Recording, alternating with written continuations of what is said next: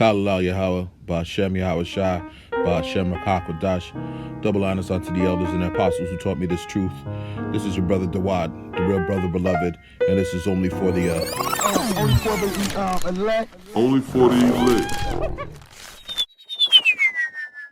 The reason you came around is because you thought we had the truth and that we was men of the Lord. Here, an artist's projection of the president's vision.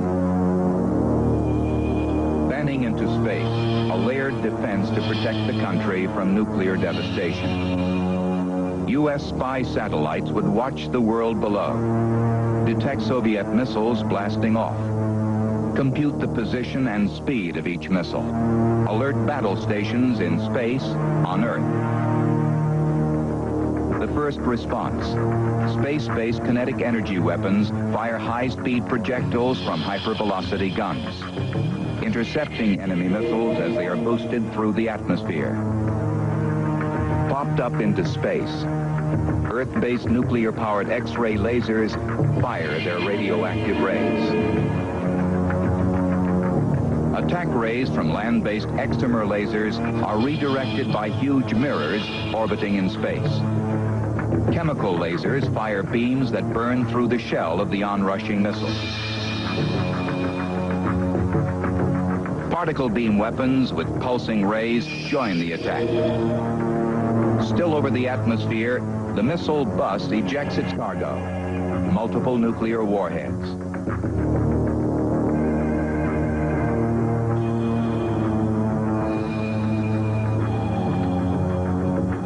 As the remaining Soviet missiles now arc towards the U.S., ground-based projectiles are volleyed into space.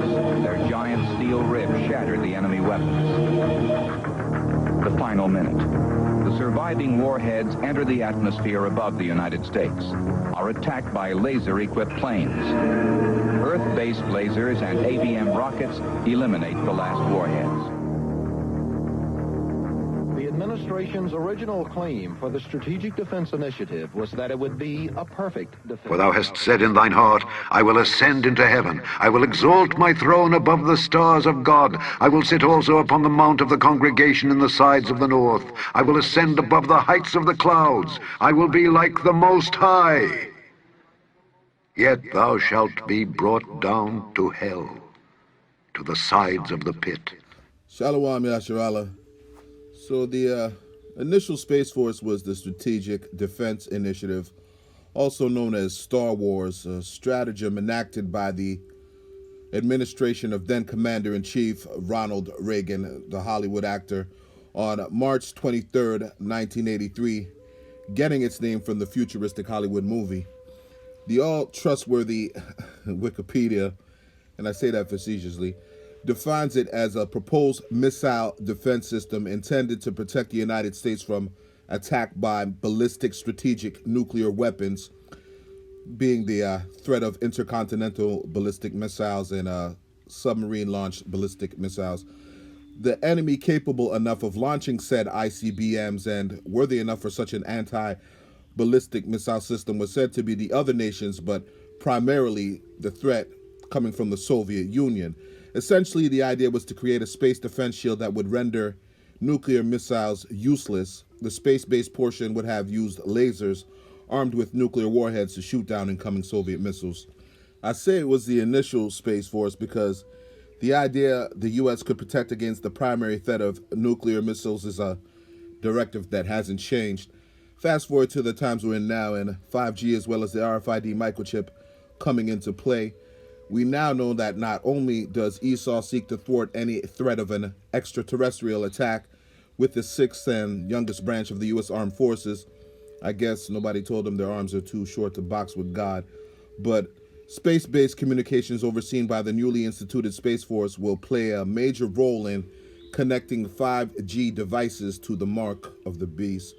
For those not up to speed, 5G is simply the fifth generation of wireless technology. A wireless network uses radio waves like cell phones, televisions, and radios do. These radio waves are received and transmitted through the air, traveling at the speed of light. Let's get this quick scripture. This is Ephesians chapter 2, verse 2, and it reads, "Wherein in time past ye walked according to the course of this world, meaning according to this age, according to the prince of the power of air, the spirit that now worketh in the children of disobedience. The prince of the power of air is referring to Esau, Edom, and his children. The children of disobedience are his lineage and likeness of the same mental and spiritual disposition. When you look into the Greek, this text is speaking of those that are of the mental disposition to do as they please, meaning do as thou wilt. Quick precept.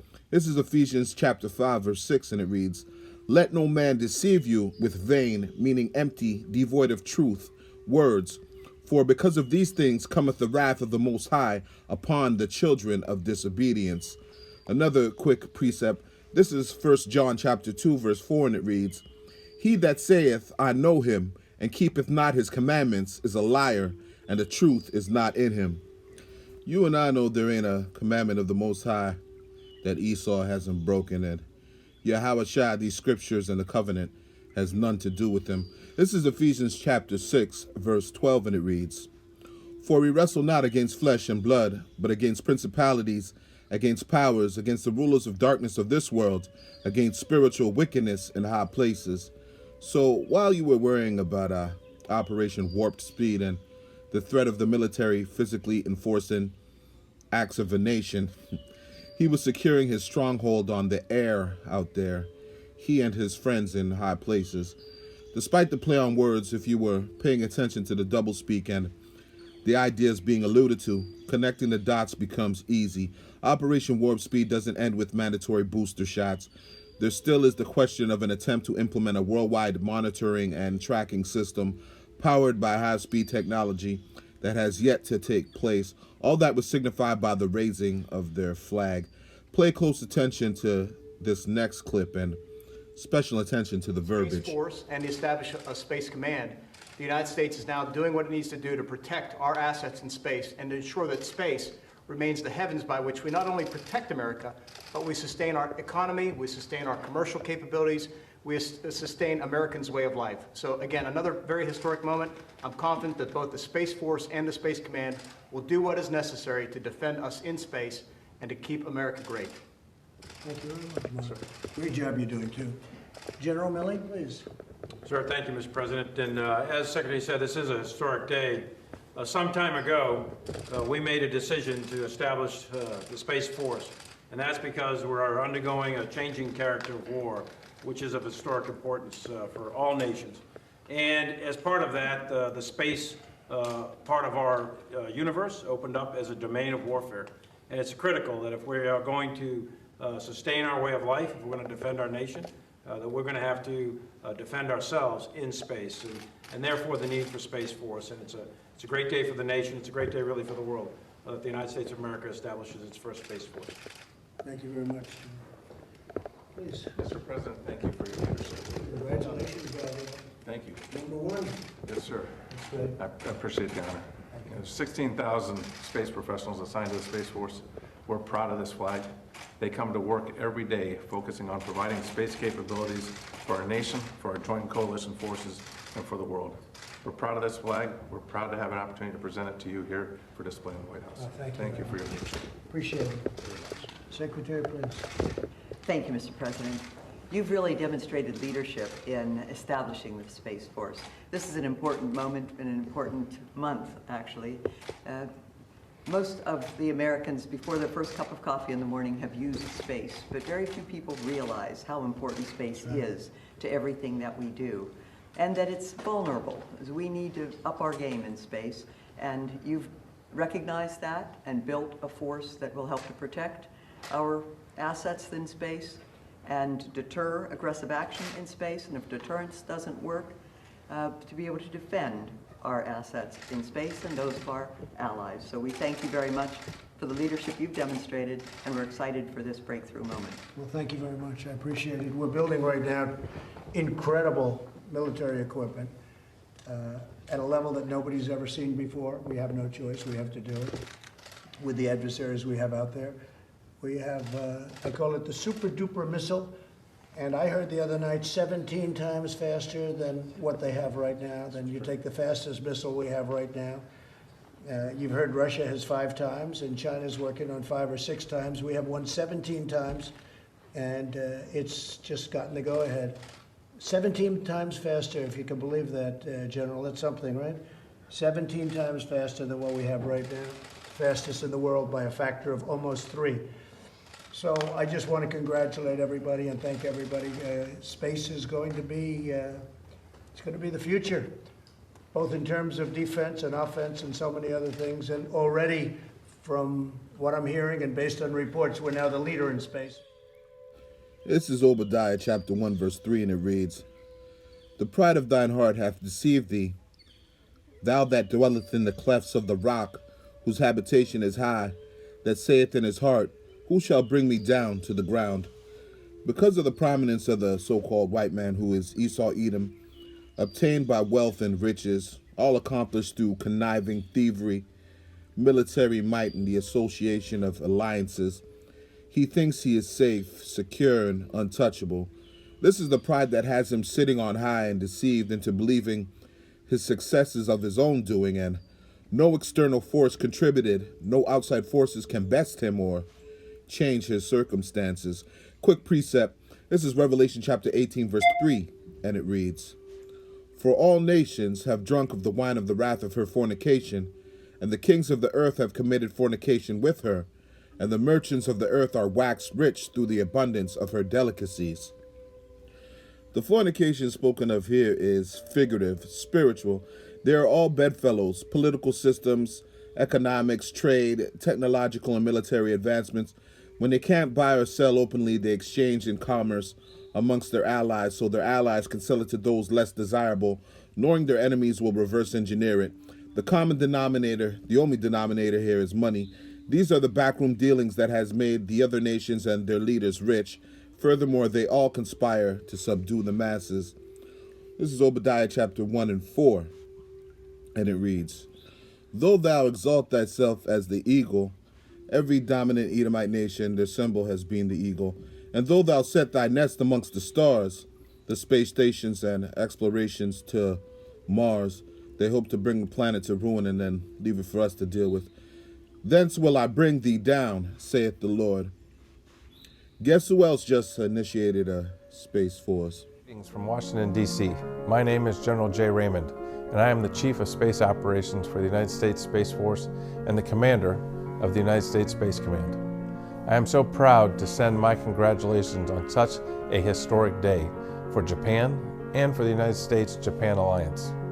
On behalf of the sailors, soldiers, airmen, Marines, and space professionals in the United States Space Force and United States Space Command, I would like to congratulate the Ministry of Defense, the Kokoji-Atai, and everyone at this ceremony, recognizing the establishment of Japan's first Space Operations Squadron. It wasn't too long ago that I was stationed in Japan, serving as the Vice Commander for 5th Air Force at Yokota Air Base. I have always cherished the lessons I learned and the relationships that I developed during my time serving in Japan. I was honored to serve in Japan during Operation Tamadachi, and the biggest lesson that I learned was the value of the partnership between our two great nations. That lesson is especially relevant to today's ceremony. It is clear we are stronger together. Space is not any different. We are dedicated to working with Japan to develop our relationship and interoperability in the space domain, just like we have in air, on land, and at sea. I keep saying that things can't get any better or any more exciting in space, but today it just got even better with Japan's establishment of this Space Operations Squadron. Congratulations on the dawning of a new space era for the Kokoji-Atai. We look forward to working together in space and wish you all the best today and in the future. Omadeta gozaimasu. This is 2 Ezra chapter 15, verse 46, and it reads, And thou, Asia, China, and Japan, and sometimes Korea, that art partaker of the hope of Babylon, and art the glory of her person. The hope of Babylon is monetary gain. Asia is partaking as of late, being cryptocurrency and advancement in arms, and of course, as we speak, space exploration. China alleging they landed on the moon in 2013. It's hard to deny China's second strike capabilities will play into the Third World War. Verse 47, Woe be unto thee, thou wretch, because thou hast made thyself like unto her, and hast decked thy daughters in whoredom, that they might please and glory in thy lovers, which have always desired to commit whoredom with thee. Thou hast followed her that is hated in all her works and inventions. Japan's hentai industry, China's black market industry, organ harvesting, the commercialization of GMOs, what China will do for capital, exporting fake cabbage, fake rights to the Caribbean, wicked. Therefore saith the Most High, I will send plagues upon thee, widowhood, poverty, famine, sword, and pestilence, to waste thy houses with destruction and death. A little off topic, the so-called Middle East is now being swarmed by locusts. Through the spirit and power, Yahweh Ba'ashem, Yahweh Shah be praised. I brought that out some videos back. Prophets are back, plural, here on the earth today. Esau and the other nations know that Yahweh Shah is returning in the clouds and with an army. The only reason why Esau thinks he can fight the Lord and his chariots is because he has been deceived. This is Jeremiah chapter 49, verse 16, and it reads, Thy terribleness hath deceived thee, and the pride of thine heart, O thou that dwelleth in the clefts of the rock, that holdest the height on the hill. Though thou shouldest make thy nest as high as the eagle, I will bring thee down from thence, saith the Lord. Again, because of his prominence, mainly the pride in his military might, is why he's deceived into thinking he can defeat the Lord. As prophesied, Yahweh will bring them down. This is Psalms chapter 18, verse 11, and it reads, He made darkness his secret place, his pavilion round about him were dark waters and thick clouds of the skies, meaning the chariots of the Most High are concealed in the clouds, but will be revealed on that terrible day of judgment. Verse 12, At the brightness that was before him his thick clouds passed, hailstones and coals of fire. The Lord also thundered in the heavens, and the highest gave his voice, hailstones and coals of fire. Yea, he sent out his arrows and scattered them, and he shot out lightnings and discomfited them.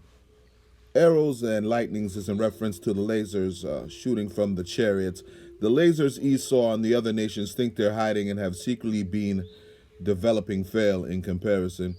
All this false flag, filth, foreign filth, waving is really being done in vain. Two more scriptures and I'm going to close. This is Isaiah chapter 66, verse 15, and it reads, For behold, the Lord will come with fire, and with his chariots like a whirlwind, to render his anger and fury, and his rebuke with flames of fire. For by fire, the nuclear missiles, and by his sword, violence, famine, and plagues and pestilences, will the Lord plead. Plead meaning to judge, to punish, or condemn, with all flesh, and the slain of the Lord, slain by Yahweh Ba'ashem Yahweh Shah, shall be many. This is Isaiah chapter 13, verse 1, and it reads, The burden meaning judgment, of Babylon, which Isaiah the son of Amos did see. Lift ye up a banner meaning lift up a sign, a signal, a standard, our flag, our token of truth, these scriptures, upon the high mountain. That high mountain, that mountain of prominence today is America. Exalt the voice unto them. Shake the hand, meaning to beckon or call, bid to come and bear witness, that they may go into the gates of the nobles. The nobles are the globalists, the elite bankers, the world leaders, the 1%, the rulers of government, those in high positions and high places. I have commanded my sanctified ones.